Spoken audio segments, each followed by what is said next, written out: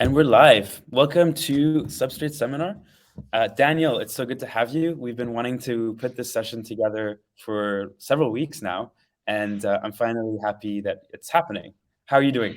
Yeah, finally. No, doing very well. Yeah, sorry for last time got kind of sick and now ready to present to share with everyone what we've been building so far. Super cool. So before we really just dive in, guys, I wanted to do a little bit of housekeeping and just show you guys, if you are new to the seminar repo, how it works. So what the intention is really. So I'm sure like, those of you watching probably know it already, but essentially this repository is a way for the community, for developers working with Substrate to share topics that they want to propose on seminar, but also propose topics that they want to learn about, right? So this is what we're using going forward. And I strongly advise for you to use it or to either pitch a topic or propose a topic that you want to hear about. So with Daniel today, we have our topic that you can find in this folder. And it sort of has all the links and resources that you need to sort of understand the contents of what we're going to be talking about so that you can prepare yourself, but also refer to things as we go through the seminar. So with that being said, that's pretty much just what I wanted to get out of the schedule before we get going. So let's dive right into it. Daniel, I'm going to stop sharing my screen. We have a lot to cover. The schedule is here, as you can see. And while I invite you to share your screen, I'll kind of let's talk a little bit about what we're going to be talking about. Maybe you can introduce us to what Virto.network is and how you envision it Sure. being used, etc.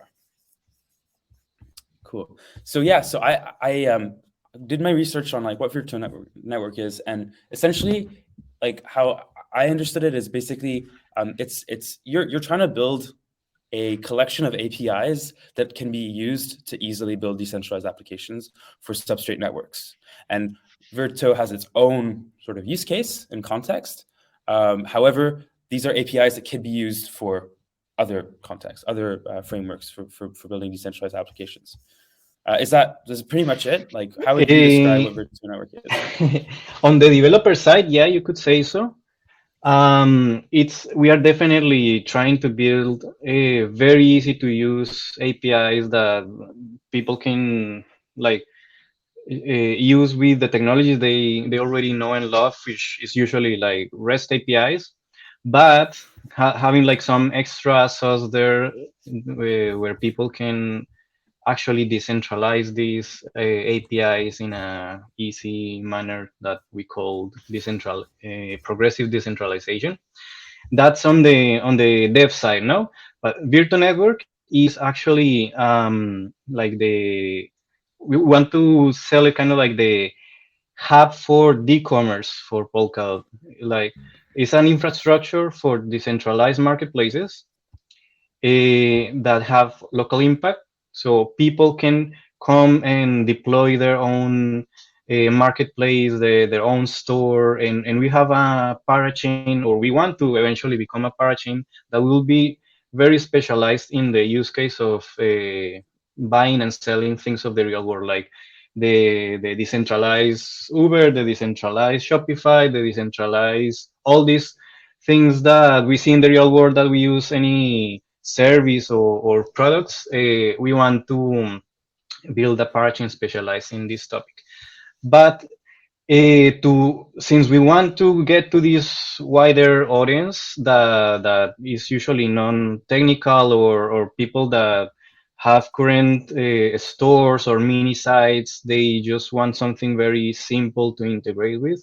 We've seen that it's quite complex to try to teach them to like, hey, download this extension or learn what the private keys are or everything that we find nowadays in the blockchain world. So we just want to make it as seamless as possible. Basically, you know how to put some HTML together. That should be already good enough to get something going.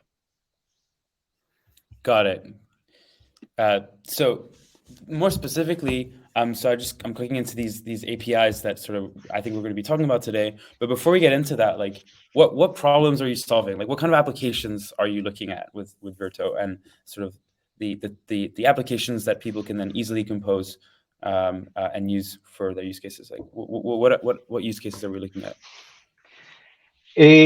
Basically, is make kind of the blockchain topic transparent, like get it out of the way. Basically, give you a tool where you know you are in this Web3 world, but you don't need to know a lot more than that. Like that, you know your application is is decentralized, that respects user data, that puts user in control, but the end user, like we want to keep it easy for developers so they can make it easy for their users, and trying to abstract as much as possible everything related to the usage of blockchains. Super cool. So Daniel, you are a core Rust engineer that is really leading the development of this project. Is that correct? Yeah, that's correct. And so just before you dive into maybe the stuff that you've prepared for us today, what's your motivation? Like what is it about the stuff that you're building that really gets you going and gets you keeps you up and the problems No, that I'm most interesting for you to very solve? I'm very excited about the many use cases of the technology. Before, like Virto.network kind of morphed from a previous project that I was working with a startup in Latin America. And what was very interesting is that they were using blockchain already indirectly, like basically buying and selling Bitcoin, but actually solving a real problem. It was about giving Venezuelan migrants that were migrating to Colombia give them an easy on-ramp tool and an easy way to send remittances back home, because many people were not were suffering a lot, especially a few years ago, a massive migration and people that have no good resources, no good connectivity, also very limited technical knowledge.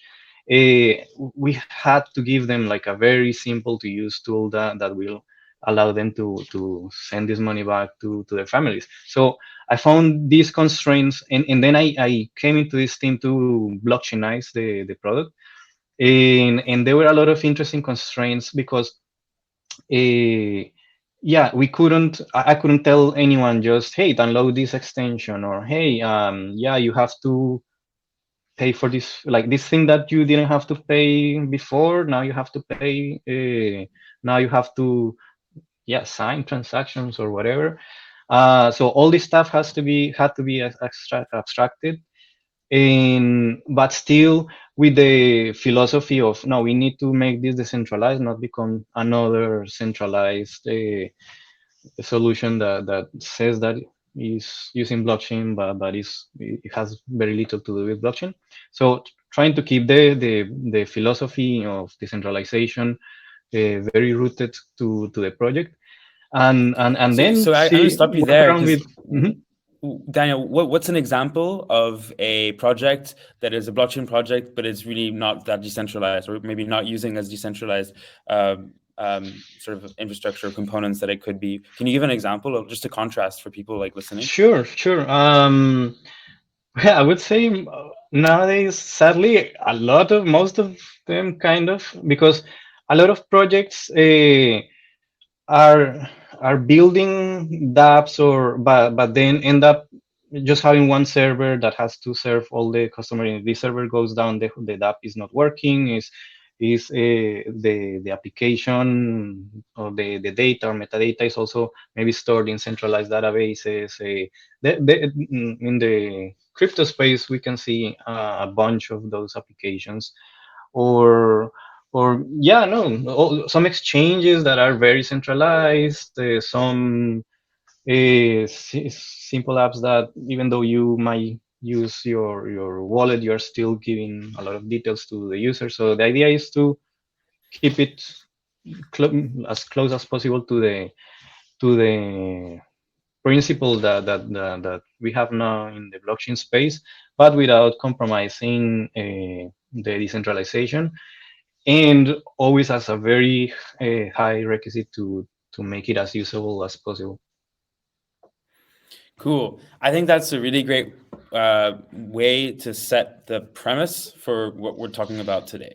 So when you originally proposed this seminar, you wanted to talk about the wallet API. And if I understood correctly, the wallet API is actually just one of many APIs that sort of you're taking the lead on building for Virto's network. But really, right now, I think it's sort of pretty much complete. The wallet API is composed of Sube, the scales library, and then this Libwallet.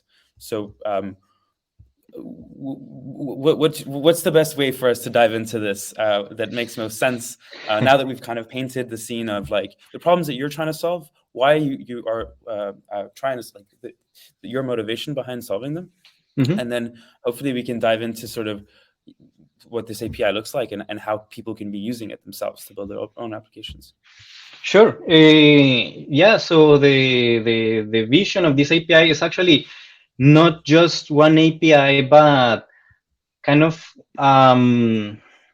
it's like giving people a way of having some already built APIs that do something in specific that usually you will have to include all the time in your application. So in order for you not to reinvent the wheel, then Virto will give this API to you.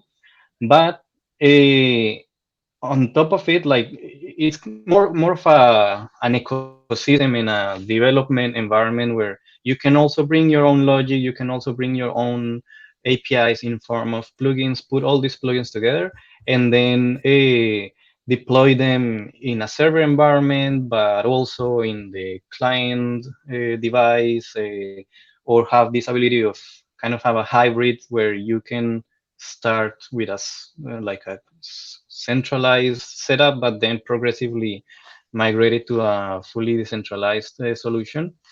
And Wallet API is just one of those components, and yeah, it's made up of different pieces that we've had the chance to develop with the help of some grants from the treasuries.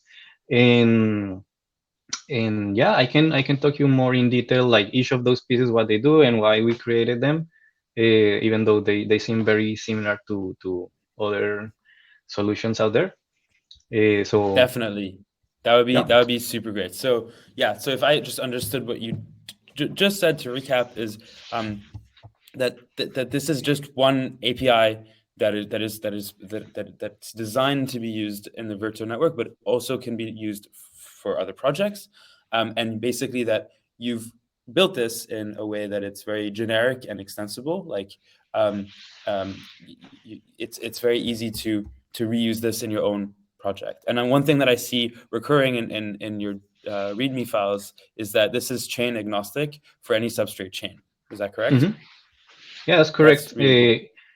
Even yeah, sometimes even not necessarily for substrate chains, like Sube, like our client, our connection to the backend, to the blockchain, it is for agnostic of any substrate chain, very dynamic. And but something like Libwallet doesn't even care if it's a substrate chain, so you could eventually use it to create wallets for that work with substrate chains, but also any other chain. Cool. Okay, that's really powerful and like how you built it. So what do you want to share your screen and step us through maybe the different APIs and what exists and what each one does individually? Yep. Yeah. Let me. So Yes, should I please. like dig into code and show things around, or very high overview? Well, let's create a poll and see what people want to do. but I think you should start by at least just showing what the different parts of this library is. I would like to learn a bit more about, for instance, how people could use the scales library in their projects, and how you built it. I would also like to hear a little bit about Sube, because Sube seems to be a very sort of specialized subxt. So subxt is a library that's actually developed by Parity and maintained by Parity, where you have very similar things. However, Sube is more optimized for specific use cases, if I understood correctly. So I'd like to dig into that a bit. Yeah. And then we'll see whether people want us to kind of go more into code, or kind of stay high level conversations around what it is that we're doing here. And so, because then the next piece that I wrote in the plan is, I want to know more about this concept of progressive decentralization and building your application directly in the client. So that would be like how I would like to sort of go through things. Yeah. So here is my 30-second slides. So I don't know if my screen is already being shared. Yeah. Let me know. We can see it. All right. So the idea is that there is a runtime. So the part that is not quite done yet, that we have been experimenting a lot with, is this runtime that is in the repository called Valor. It's a way as a plugin system. So there is some piece of code that allows you to import plugins, whether they're written in JavaScript or WebAssembly, and you plug these, like you install these plugins, and then suddenly you have an API. The API runs in a server environment, but also in the user device. So here, our runtime Valor allows us to install the wallet API, but also any user. But because usually when you are creating an application, you want to add your own logic. So that's why you add your own logic in the form of plugins that are all mounted in the same runtime and exposed as an API. The idea here is to try to make the front end code, the UI code, as dumb as possible, and all your business logic, everything, you just move it and develop it in the form of plugins that are run in the same way in the backend, like in a server, or in your device. In the device, we will see later with a quick demo. You just use some trick with the service workers where we intercept the HTTP requests, and then it seems like you are getting an answer from a server, but it's actually an answer from your own device, from a web worker. Yeah, so that's like the idea of the runtime, no? So now digging a bit deeper into the components of the wallet API. The first one is this scales library. So this was kind of like a byproduct of developing Sube, which is the client application, the client library for submitting extrinsics and querying chain data. So at the time, I was trying to use subxt, but was very static, and I needed to export the types of a runtime to then compile a version of the client specific for a runtime, and I also had to separately, and at that time, because this all started with the Value, the previous company that I mentioned. So there was a JavaScript application, so I had to maintain this JavaScript library, and also there was another application that I had to maintain this subxt client, but also then the front end migrated to Flutter, so then they were using Dart, and then I was thinking like it would be great if subxt would be more portable and could run also in the client side in the browser. But I opened maybe an issue that stayed open for quite a while, um, and so I couldn't proceed with that direction of running So basically, subxt Daniel, in the browser. Hmm. you were trying to like just create an easy way to build whatever client application you're building, that you needed to have some serializer and deserializer with a scale serializer, and then you also needed sort of basically what subxt is, but you had to build your own serializer to make your the way that you're using subxt dynamic, where the Hmm. client is can dynamically decode and encode um, the data that it's Yeah, is actually so is. at the time, that is correct. At the time, I wanted to use subxt, but I just couldn't. And then And this was before the metadata of v14 yes, stuff, but right right? at that time, more or less, I saw the PR that was in progress, and I said, "Oh, this is coming anytime." But actually, it took quite a while. But didn't matter anyway. I based the work on this metadata v14, and because I saw that it would be a big plus to not have to, for example, in some of the apps we wanted to create, maybe we would be connecting to more than one chain. So creating a client with subxt specific for one chain and then for the other chain, that was already feeling like too much. On top of that, I Mhm. couldn't really make it run in the browser because Wasm support, I think, it's still not there yet. So I saw this as an opportunity. Yeah, Okay, type information has like now blockchains have all the information I need to convert data from one format to another, and this could be done in a very dynamic way. So that's what Scales does. Without yeah, any intermediate representation, it builds a serializer, a SERD serializer, that allows you to transform any data like JSON data or any human readable data into scale, and then from the scale format also you can take it out in for example, here you see more or less how it's used.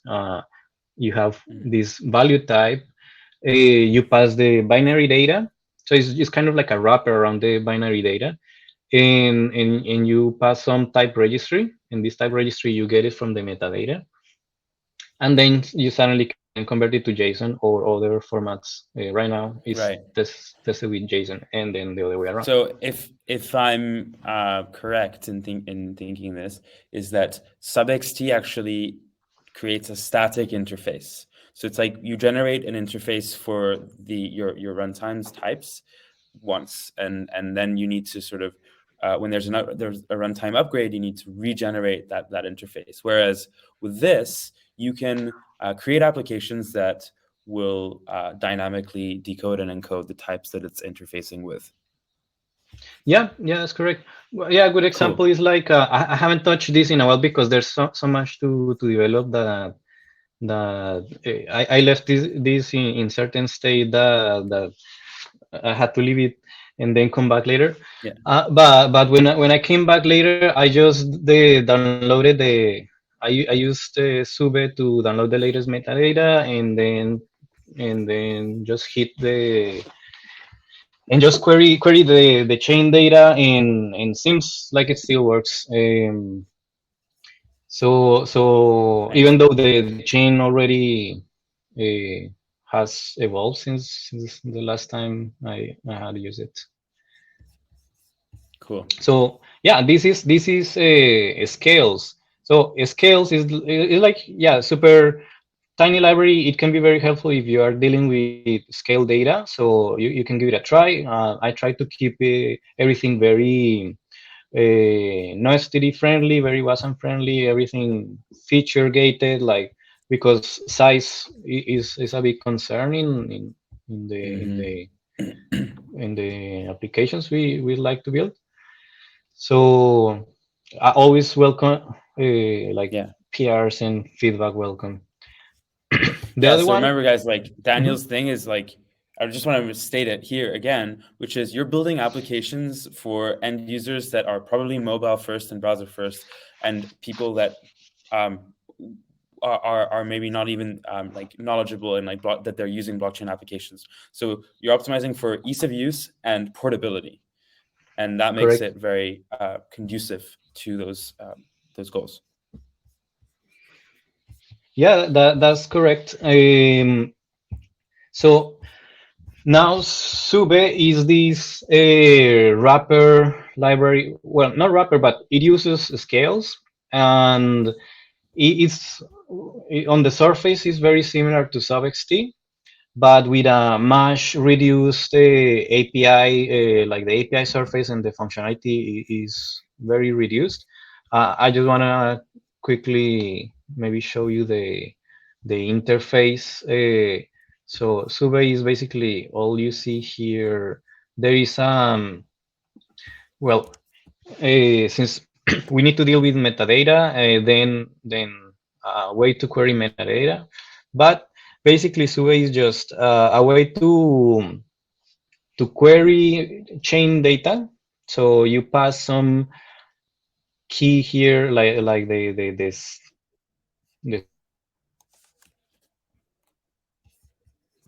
when you use Sube as a library, you just call this query function. Then you have the decode and encode functions to be able to transform also easily some data to and from the scale format. And yeah, it's pretty much it. And then submit I think it's in my branch. And then you just submit this data that you just encoded. So by design, it doesn't do much. It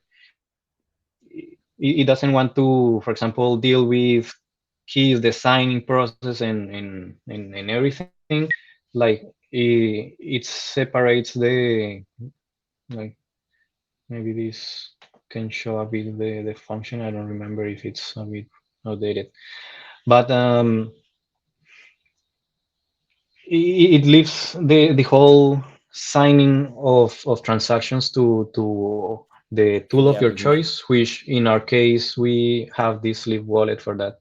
So I Right. can now also show you a quick look of the wallet. But how Cool. are we doing so Let's do far? it. Like, is it because So we did a poll, right? And one of the options I put is we want to look at both high level and code. And I think that's exactly what we're doing anyways right now. So I think let's stick to this kind of pattern. Also, for those of you watching, ask your questions because this is why we're here. We're here to learn from Daniel, who's implemented and basically created all these libraries. So there's a lot of questions that we could be asking him. Let's make the most of it. That being said, there is a yeah? question that So just came in. There's a question that so came in. Daniel, I'm go gonna I'm ahead. gonna ask it because I think it's relevant before we dive into what you're showing us now. It's a question from Dan asking what are best practices in dapp architecture for optimal decentralization, especially targeting mobile-only users? So, yeah, what are the best practices when you're building apps that are for mobile users? Yeah, Um, so it's a good and question. decentralization, yeah. So the tricky part about decentralization is where is your data? Um, so at the beginning, when the main component of our chain is something we call now the payments palette. Initially, it was a on and off ramps palette that we were creating. And as many of you maybe trying to add a lot of logic to your blockchain to do basically do everything in the blockchain, because that's where the state of your application is. But it's very unuser friendly if you have to do everything.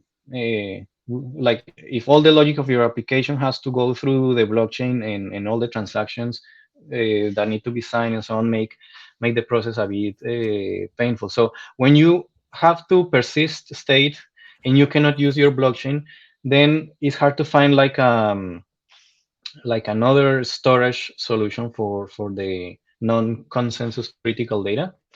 So the my answer would be like or like a good pointer for developing very decentralizable applications is to have have it clear where you're gonna store the user data in a decentralized way. So use some other decentralized solution for storing data. Most projects are using IPFS to store bigger chunks of data, like JSON payloads, some files, and so on. In our case, we want to use or abuse the Matrix protocol. Matrix is this decentralized communications protocol. Um, so I see Matrix as kind of as a message storage where each user kind of signs up, like can have the decision to host their own home server, or pay someone to get their own home server. There are free places where you can have your Matrix account, and then you have this kind of storage solution that encrypts your data by default. And, and we are using that as this event storage. And whenever we want to um, make this data queryable, uh, since maybe this is stepping a bit or too much in the protocol mechanics, but in Virto, we rely a lot on this matrix, and we rely a lot on the marketplaces that are building in our platform, because they will be the kind of the infrastructure providers, and they will make it easy for users to create these matrix accounts that will be key for using the Virto network. So this integration with matrix is kind of our way to also reduce this complexity, this blockchain complexity. Like Right. if you have a It's matrix sort of account, like using oracles. Like it's sort of like, really using Mhm. a good decentralized oracle system. So you're using Yeah, sort of like a oracle layer to give you data. That way you're offloading that responsibility onto some other technology like layer. yeah, because as soon as your data is kind of centered in one place, then it's no longer a very decentralized system. Mm-hmm. Like, Yeah. yeah, I don't know, you could use something like a chain link or whatnot, as you mentioned, some oracles, but that don't keep data in one place, that people are incentivized to distribute that data. Yeah.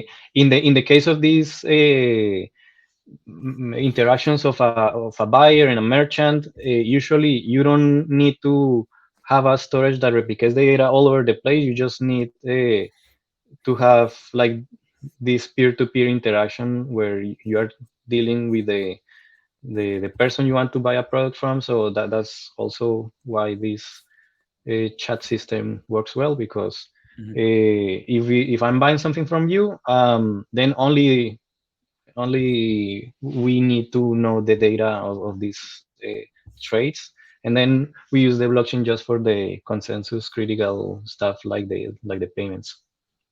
Mm-hmm. Definitely. I think that definitely answered the question. And if it didn't, I'm sure there'll be a follow-up by Dan if there needs to be one. So why don't you keep going with what you're going to show us? And then I think I have a question for you, but I want you to keep the pace. No worries. Yeah, so no, here's just like a quick view on what I was talking about Sube. So Mhm. usually try to make things as libraries, and also every library try to have like the CLI companion. I think I can go to the release directory and call it there.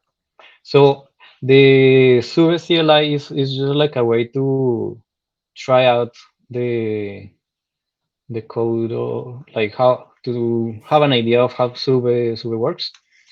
As I mentioned, you can query the metadata. So usually you would pass some chain here, like for example, the node you want to connect to, Kusama somewhere. Uh, then you can, for example, I think I have it somewhere here, so we don't need to experiment. And uh, yeah, for example, here previously I had gotten the metadata from an existing node. So just to speed things up, and now I now have the metadata right there in the scale format. So something cool you can do is to always show data in different formats, in JSON, in scales, or in I don't remember what else is supported right now. So here, this command will just use the metadata that I already downloaded just to make things a bit smoother. It will connect to this node, which is a Kusama node that I just grabbed the URL from Polkadot.js. And for example, one command to query this storage item, the system palette and the number, the block number. So yeah, like it just by default tries to decode it as JSON. I could tell it to give me the data in scale. I suppose that might, yeah, show some binary that doesn't look good in the terminal. Can also use it to to explore the metadata and the type information. Let me just edit this command. I think it's gonna be, sorry, I think when I'm live I become a bit clumsy with the keyboard. Uh, so this was the block number, yeah.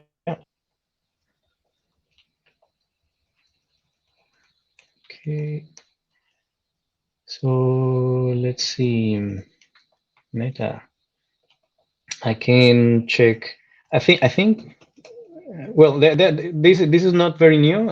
Like checking what's like exploring the So, metadata is something that is done already with other tools, I think.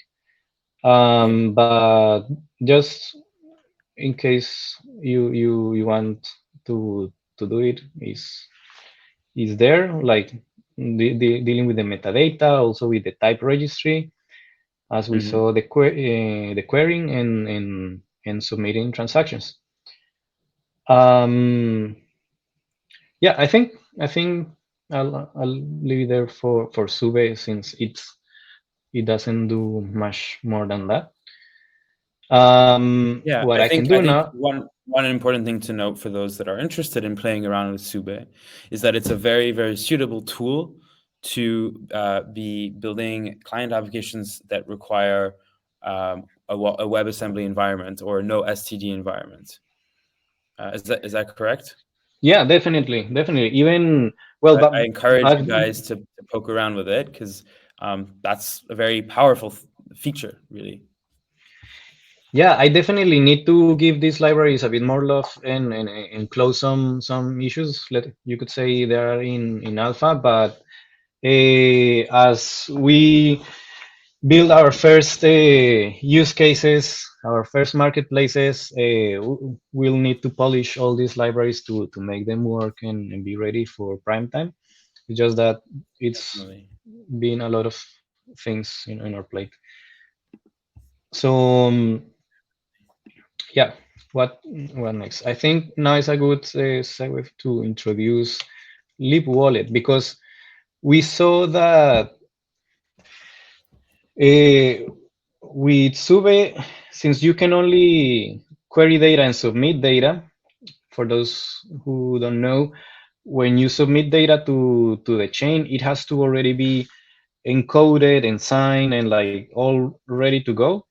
Uh, so we wanted to separate this responsibility of the submitting of the transaction with how you produce the payloads that you submit to the blockchain, and that's what Libwallet does. Is a very high level abstraction of what we think a wallet should do.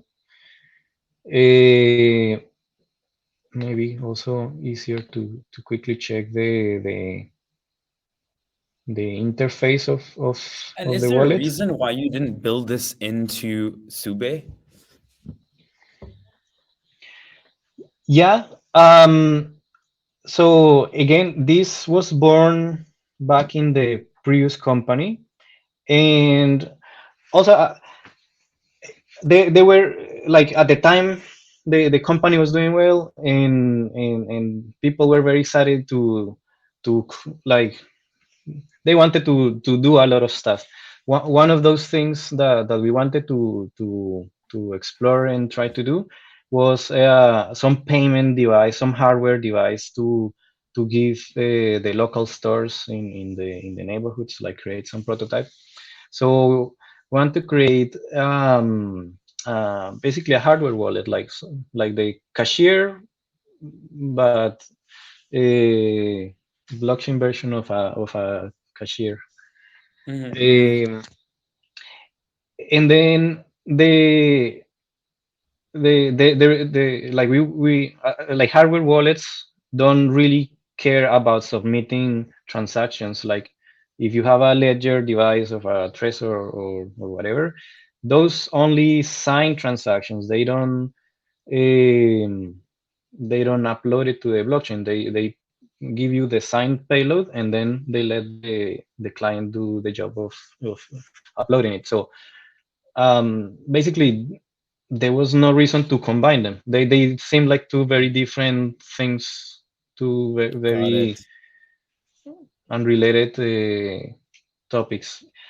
Some good, like, I think something good that comes from this separation is that then you can have a wallet that just as you have these hardware wallets that support different chains, then you can use Libwallet to create some of those wallets as well, because at the end the wallets is just how you store these private keys securely, and how you use those private keys to convert them to the right format for your chain, and different chains have different key formats, and you use those to sign transactions, but they all are very similar, um, and having this abstracted in is convenient. And yeah, I think the concept of a wallet doesn't need to be married with a specific chain. Yeah, We no, do have. that's a great explanation, Daniel. Thank you. It's interesting to hear why it is the case from a practical perspective that you were building a very specific thing for hardware wallets, and it's separating them that way. But also, Mhm. I think that it speaks to the modularity of these different libraries and how they can be used in isolation if need be. Yeah, definitely. So, Live Wallet, it's as I said, like a very lightweight abstraction. It has the concept of a vault. So, a vault is something that can be unlocked and give you a key pair. So, This vault could be a in memory in memory vault, like you just generate keys on the fly and it gives you those keys. But it could also be something that is specific to your operating system, like use a vault for like storing things in a different external device, in a hardware wallet, or you can store keys in whatever, in a file, in your file system. So by abstracting this concept, then the wallet can remain this generic and easy to compile to different platforms and different targets. And then the actual API of the wallet is also relatively simple. It's a bit opinionated. Like you often, like the key that you get back from the vault, I like the API is designed to make it hard to use it directly. So you have this concept of the root account, which represents this key pair, but you are actually encouraged to create sub accounts, which are keys derived from this main account. So like this works good, for example, for one for a use case we have for hot wallets. So you you can log in, the first login you do with your fingerprint or username and password can unlock your vault.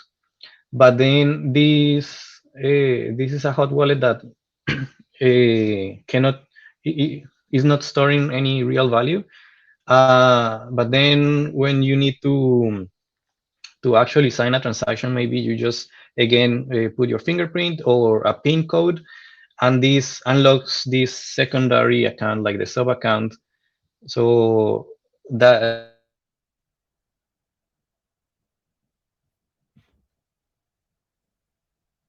Oh, I think we lost Daniel.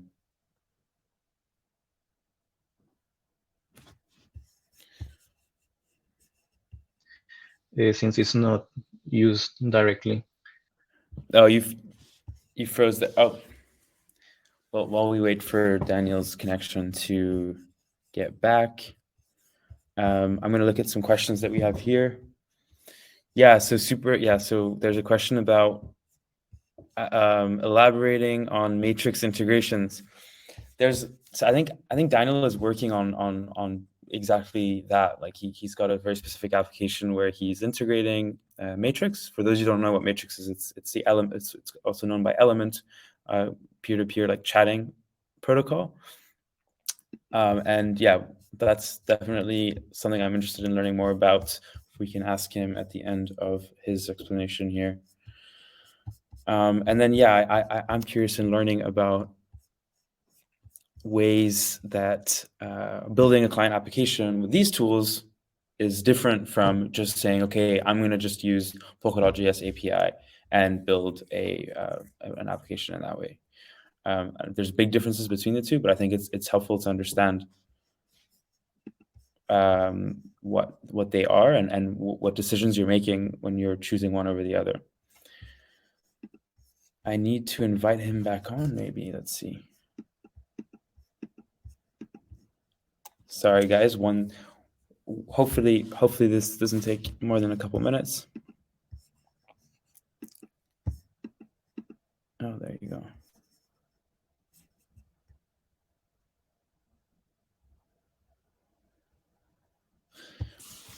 Yeah, Ricker, your comment in the chat about seeing mobile first APIs and stuff, I definitely agree that this is why the seminar for me is particularly really interesting, because it's like we can really, like, depending on our use cases, make the most of the tools that are out there. And really, I think that it's important to make these tools more known. Like, we haven't really seen that many applications being built like for WASM only environments, like what Daniel's talking about, for instance. this also taps in really nicely with sort of this new wave of application development with, hey, Daniel, you're back. Amazing. With light clients, which also is sort of, I think, first and foremost in Daniel's mind with the wallet API. Daniel, we lost you, but you're back. Yeah, sorry for that. Connection is not that good. No worries, no worries. I was just kind of going over the questions that we have right now. And we lost Daniel again. Oh no.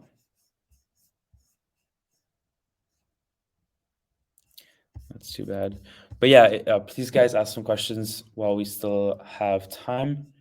I think we're kind of wrapping up with just, hey Daniel, you're back. Yeah, Eren doesn't like my face.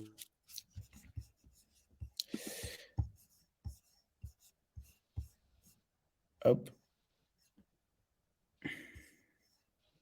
What about now? Yeah, I can hear you. Let's get back to it. Oh, this might be a hard one. This might be.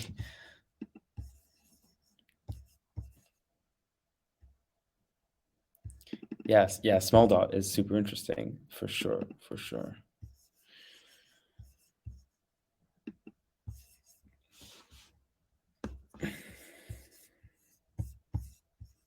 Well, I was hoping to hear from Daniel on what his kind of future plans are. Like, I know that he's working on a lot of stuff, and I wonder where he sees sort of these APIs being used.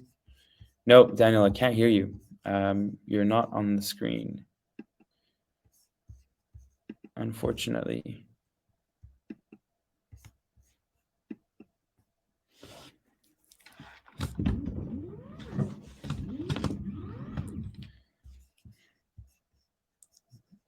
Yeah, maybe Daniel needs to stop his audio. His video, I mean. Let's. Okay. Maybe stop your. Yeah, and then just try to share a screen or talk. I can share my screen. You can still hear me, right? Yeah, I can hear you now. Perfect. All right. Yeah, sorry for that. Yeah, maybe can wrap up and so maybe the last piece I wanted to show you guys is kind of where this whole, like a demo where these things are headed.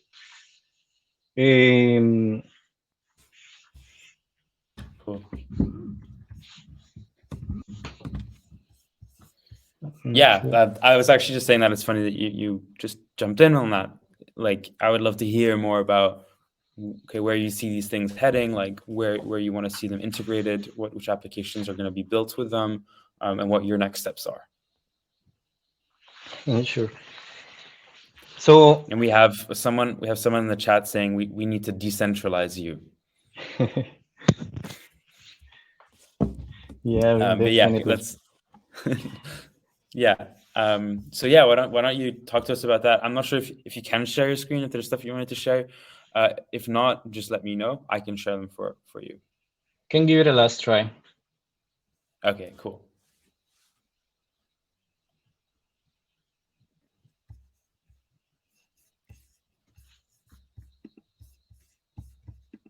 Oh, that worked. All right. Yeah, I'll skip over the. Yes. Demo time. See, Demo time. That's cool. Demo time. Yeah. Yeah. So, yeah, the Virto.network is this decentralized infrastructure for marketplaces, and now we need a marketplace. So I'm creating this subcash demo, which is like from the usability perspective, it's very similar to what you guys are used to these crypto to crypto exchanges like Uniswap, but It's actually fiat to crypto and crypto to fiat, but uh, so it's a showcase application that will use the all the APIs and tools that we've been building in the Virto.network. Also, this matrix integration and so on. Because all marketplaces under the hood are doing these trades using matrix in the background. And the the way I want to showcase these applications being built is I want to show that applications could and should be as dumb and simple as possible. Like trying to maybe I have like my super slides here. Uh, Nice. Basically, I think I don't know why this is still covering, but what this is my non-realistic, just based on assumption. The skills of developers nowadays may look something like this, like uh, Rust and Substrate developers, like you can rarely find those. So it's hard to target just those to make these applications that can be very mainstream. Same with smart contracts. Like a lot of people are learning smart contract languages, but still very far compared to the amount of people that know web technologies or REST APIs and more traditional stacks like Web2 stacks. And even more people can do something as simple as just putting some HTML together. We actually want to target more that segment of people that can simply put some quick components, some HTML together, like import a library, and that's it.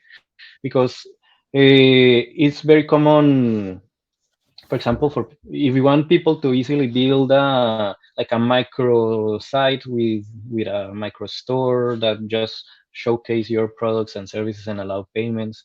Uh, in many cases, you don't even have the budget to hire developers. So if you can provide something very simple that people can put together and still be part of the Web3 train, then that would be awesome. That's basically what this demo here shows. It's just some static page that is no bigger than this. It's just a form. In this form, it's just saying so yeah, I'm gonna post some data to this API, the wallets API. Here, that's the URL, and then that's the endpoint I want to hit. Some inputs, some input and a submit button. You can see that HTML that I just showed is basically what is here. There is almost no, well, basically no JavaScript. The only JavaScript that exists here is this web component that represents the widget of the input. In this form, the idea is that you can target some embedded API. So a big complaint as well for usability, like the many cases is a no-go.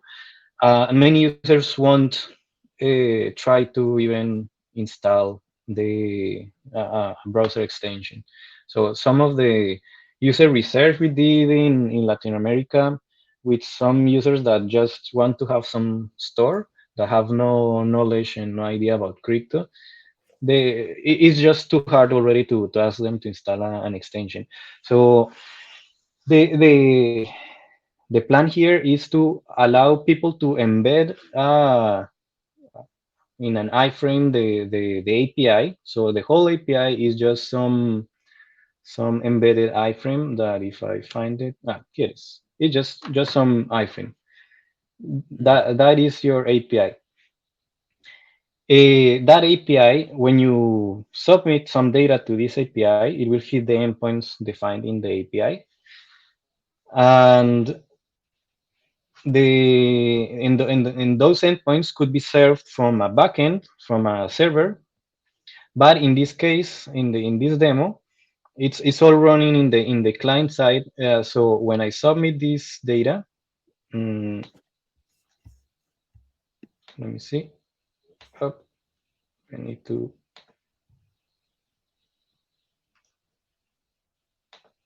All right. So I just submitted this form, and instead of this is basic. This is also no need to JavaScript. Like this is standard for HTML. You can tell it instead of do the normal submit, submit it to a target iframe.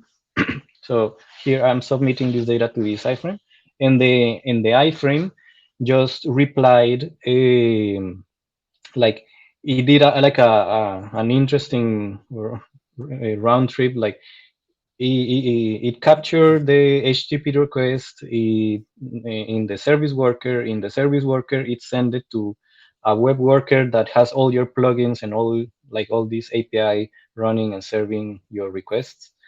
And then the replies are kind of forwarded back to the user that embedded the iframe. So you're just hearing to this event, so like these messages, like replies from the API, and then you do whatever you want with this data. In this case, I just printed it in the screen.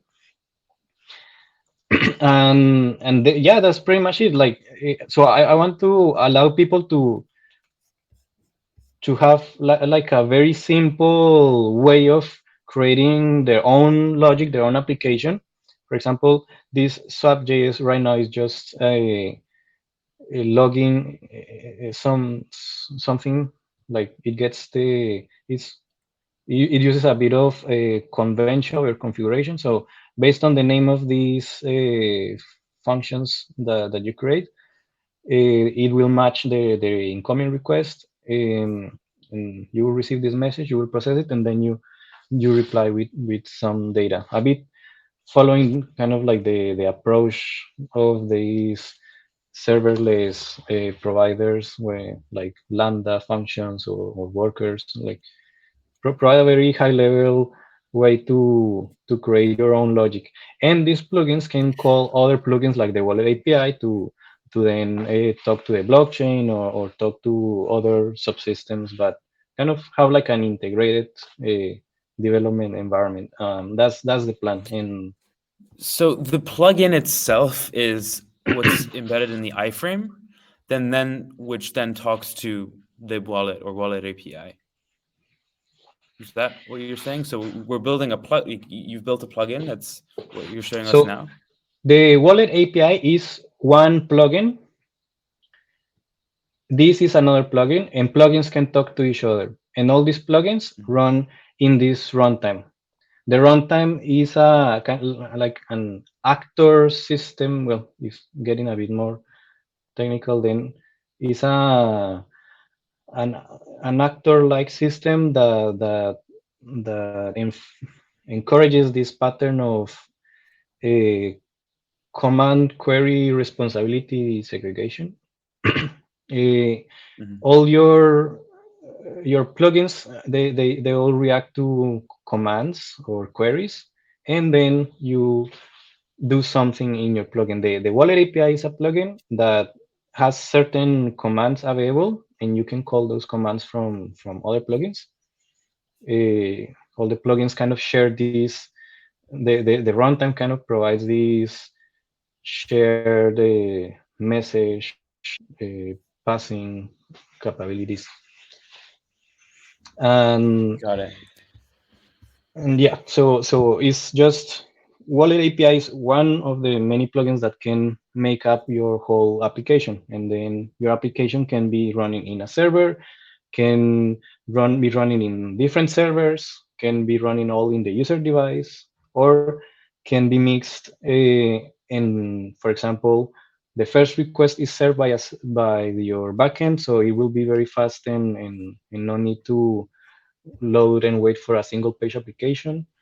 So a first quick request, and then in the background you can be downloading a like wallet API that comes with Sube. That, for example, a Sube version that uses an HTTP backend that is very lightweight. But then also in the background you download a Sube version that uses for example, a small dot based interface. So you have a full light node in your client. And that's why I call it progressive decentralization, because you not only the development can be of an application can be decentralized over time, but even dynamically on the fly, you can start centralized, semi decentralized, and then fully decentralized all in the first 5 minutes of using the application. So, so okay, I'm not entirely clear on what you mean by progressive decentralization. I think I understand sort of the meta concept of it, which is essentially you want to rely the least as possible on like using APIs that are centralized in some server. You want your application to be able to kind of be autonomous in that way in providing the APIs it needs without relying on one source. But how do you get there? What is the progression from being a little relying on centralized providers to decentralized it completely? So yeah, progressive decentralization, I think that's why I was saying it could be seen in two different ways. One is the progressive decentralization of a product to slowly migrate from their centralized infrastructure to something that looks fully decentralized. So on that side, you could say that's a progressive decentralization. You can start migrating some backend servers to other backend servers that are built on top of this runtime. And then that already helps you to progressively decentralize your backend. And the other way is what I mentioned about during in the moment you request the application for the first time, you can start, like, your request can be served by a remote server that is controlled by an operator. Like, for example, one of these marketplaces that I'm talking about can be a well-known marketplace with some servers specific, like being hosted in a specific location. So people can use them as kind of for bootstrapping. They hit those servers first that are kind of centralized. So at that point, you could say, this looks a bit like a centralized application. But after this bootstrapping, then all this logic that was being hosted by this server provider, all that same logic could just be moved to run on your device, and then make use, and then you could talk directly to the blockchain from your device. You can persist all the state you need of your application in your device in other alternative decentralized storage solutions. So yeah, I don't know if it more or less makes sense. Yeah, no, if there's any questions, guys, please feel free to ask them. There's a couple questions that we did have that we didn't get to answer. And yeah, Daniel, thanks a lot, because that makes sense. And really, like, I'm just excited to seeing more applications being built like that, because I think that we just haven't really seen much development in this area, like where people are really building client applications with this in mind, like this kind of these like paradigms of building apps in mind, right? And so yeah, so not having like a tangible sort of example that we can look at is difficult, and I think that's why we're here. We're building things that are going to be really cool, so it's nice, it's helpful to be clear and talk about them in this way. I had a question, which is, okay, if I'm building an application, why would I choose the wallet API type of stack or sort of using my own serializer, my own subxt Sube type library over just Polkadot.js API? Sure. I think one of the main selling points. Well, right now I don't recommend anyone to just jump into these libraries because they are very alpha quality. But given they are stable enough, I would recommend people to give them a try because the way you develop apps just becomes much simpler. Because, for example, you just care about REST APIs, which is what most developers already know. Uh, because, for example, if you compare it to Polka.js or SubXT, then it's like are niche libraries serving specific platforms, and this wallet API stack is designed to be very like super portable. I want it to be as lightweight as possible and as portable as possible. So the same code, your same business logic doesn't have to change and can just run in the browser, in a native application, in some embedded device, like anywhere. Currently, if you use Polka.js, then you have to usually just develop a desktop application, like a browser application, and then if you want uh, some mobile app, like native app, you probably need to create your backend separately just for those apps, or duplicate the logic that goes into the client. So portability, I think, is one of the main reasons. Yeah, yeah, definitely. So someone was interested in hearing about the matrix integrations with the apps that you're building. Sure. Yeah. So I think I'm very big fan of the matrix protocol. I think it's coming a long way and is becoming more and more stable. Is very interesting. So if you see it as a message storage, as a very general purpose message storage, it's very interesting because it's a message storage for the user. Like it has this concept of home servers. So every user has their own home server. They're like their own space in the cloud. Not like this. I kind of see Matrix as this having my own my own personal space in the internet that I could eventually be able to move it around and change it from one provider to another and so on. And the integrations we do here is they already they have to deal with end-to-end encryption, so private keys. They already have to deal with um, all these privacy issues. So I don't want to reinvent those things. I don't want to re-implement them. I think by leveraging what's already built there is going to be very, very useful.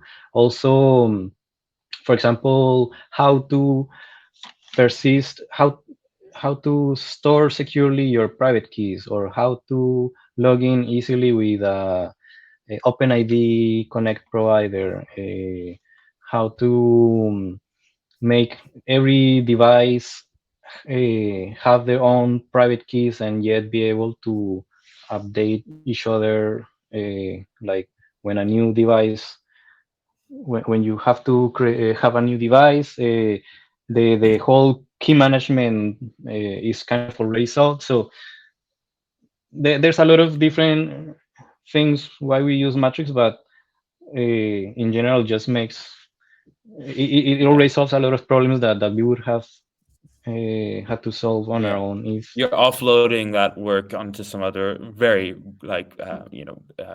battle tested layer. That why would you reinvent the wheel, basically? Yeah, pretty much. Cool. Um, Libwallet and Substrate Connect. Have you kind of been thinking about integrations there? Maybe also sort of as we're nearing like ending the seminar here, like how can people maybe get involved with that work? Because I know, Daniel, like what's very clear to me beyond just the super cool stuff that you're building is that you probably have a lot of things you're working on, and it's hard to manage everything, right? So like, how can people get involved and contribute? I know that Substrate Connect and integrating small dot has been on the bucket list, on the list of things to do. Yeah, that would be very cool. Like Sube has this very abstract backend. Right now supports HTTP and WebSockets, but a big to do there is, for example, to support a small dot based backend. So that would allow this this light client running in the user device using the same interface as the HTTP and WebSocket backend. So I would love to So see is that. there an issue? Is There there is maybe a an issue, discussion? exact. There is Let's have a look I'll so people definitely. can look back onto it and get involved. Cool. Can you paste it in the chat so that it's there? And I might even add it to our seminar archive. Sweet. Yeah, I think that Well, would be very powerful to have these light definitely. clients. Yeah. How do you see the future of just how we build applications? Because you're definitely paving a new way to do that, right? For substrate chains, but really for any blockchain. So let's like what are your thoughts on the future of these technologies and how we can build with them? Well, in the future, I hope things become simpler. Like in the many years ago, I used to be a front end dev that loved the web, but kind of stopped developing front end apps. Like I do it mostly for hobby now because I still enjoy it.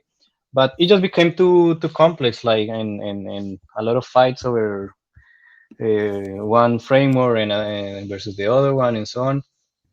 The web has for the past 10 years, I think it has changed a lot and evolved in very interesting ways.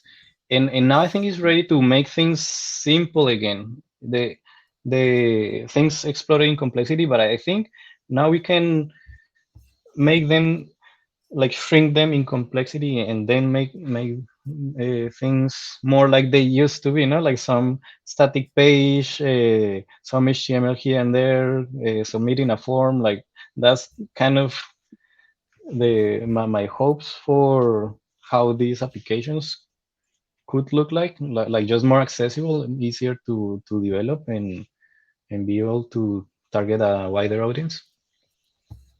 Yeah, definitely. Just like you were showing in your slide, that we need to keep things as simple as possible so that any developer can come on and sort of build with the code that's being produced that is really interfacing on the blockchains that we're working with. But also, we need to make things modular, and we need to make things easy to build with, but also easy to use. And I think that targets both developers, but also end users. And like what you were saying in the beginning of this, that ultimately you don't. It doesn't even matter to the end user that they're using a light client and they're using blockchains to make transactions. It shouldn't matter, at least, right? Yeah, it And shouldn't, like yeah. just like at least, for example, as a power user, let's say, I do like to know what I'm using and what's going on under the hood. So I will dig deep into the things that I'm using to make sure I'm using the technology I like. But the common user really doesn't care. Yeah, Like developers should yeah, have this responsibility of giving them the control and the power to do things whenever they want to do them.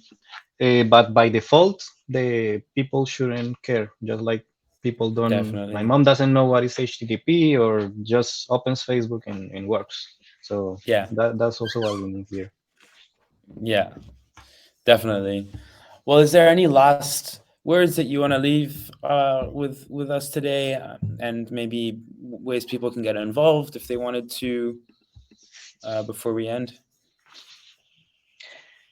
No, always PRs welcome, or just passing by the Virto community chat, which is not very moved, but always there checking, always willing to start a conversation, to exchange ideas and so on.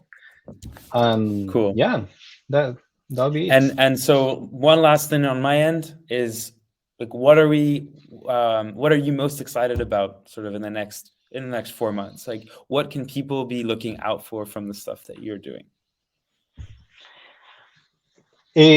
So I've been building for longer than maybe I wanted. All these low-level building blocks that are very hard to sell.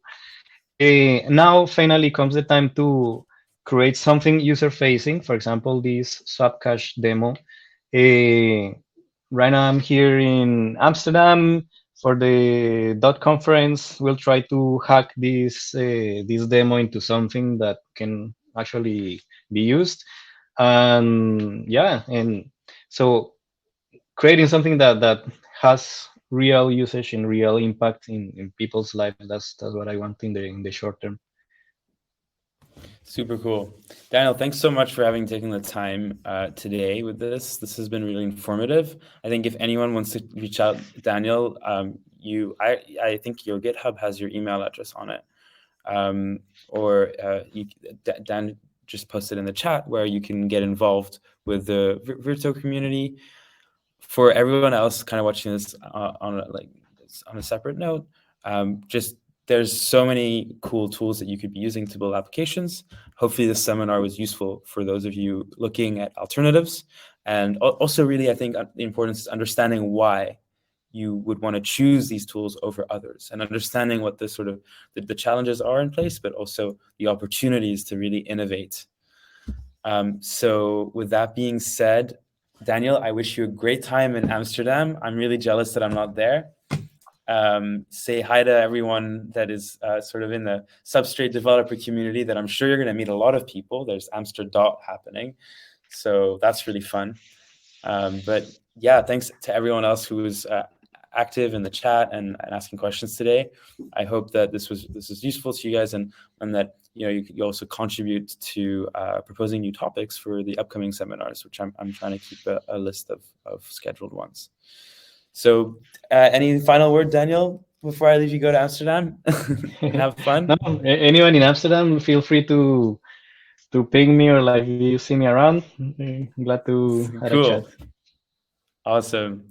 Okay, well, you have a great time, and bye-bye until next time, everyone. Yeah, thanks everyone.